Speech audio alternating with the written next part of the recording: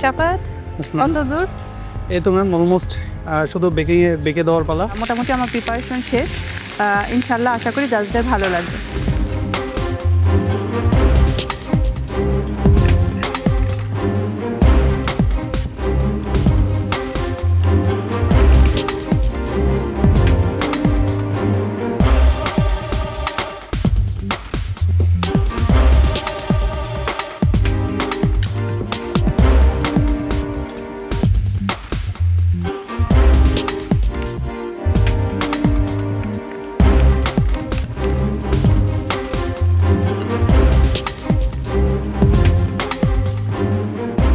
আজকে আমাদের চ্যালেঞ্জ হচ্ছে জাস্ট বেক ইট, যেটা নিয়ে আমি আসলে খুবই আতঙ্কে থাকি।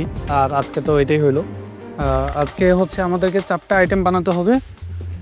ক্রিমি চিকেন পাপ, তারপর হচ্ছে চিজ স্টিক বা চিজ স্ট্র যেটাকে বলে, সাথে হচ্ছে মাশরুম বলবং আর বিফ পেটিস। 4টা প্রিপারেশনে নিচ্ছি। আমার ডো রেডি হয়ে গেছে, যেহেতু ডোটা আমার রেস্টে আছে। আমি বিফটা রেডি করতেছি, চিকেনটা রেডি করতেছি। আশা করি ইনশাল্লাহ হয়ে যাবে সময়ের মধ্যেই সব কিছু।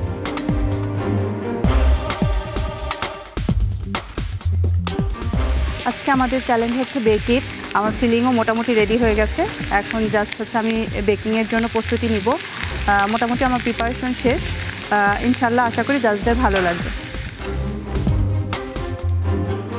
আজকে আমাদের চ্যালেঞ্জ ছিল জাস্ট বেক ইট। তো আমাদের পাপ পেস্ট্রির যে ডো সেটা রেডি। আমার ফিলিং যেগুলো 2টা ফিলিং রেডি, এখন আরেকটা মাশরুমের ফিলিংটা রেডি করতে হবে। দেন আমি একটা একটা করে ওভেনে বেক করতে দিব।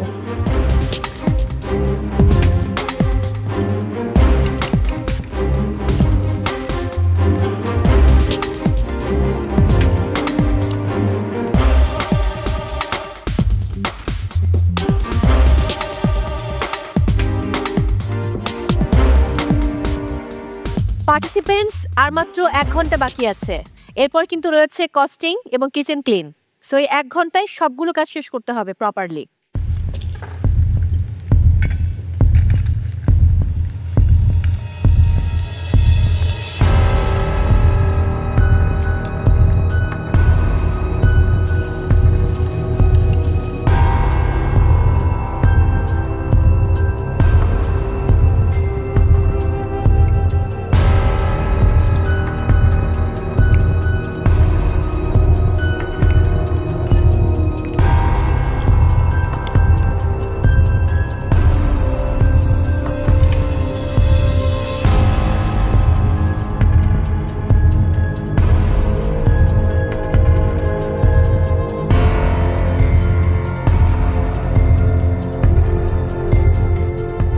শাফাত কত দূর?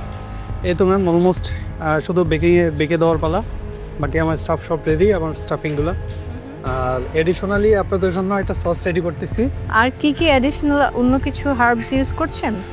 এডিশনাল হার্বস বলতে আমি কুকিং প্রসেসটা একটু আমার মতো করে করেছি। আপনাদের যে চেষ্টা ছিল ওইটার প্রতি সিমিলার রেখে একটু ভিন্নতা আনার চেষ্টা করেছি। আচ্ছা, আপনি কাজ করেন, আপনার থ্যাংক ইউ।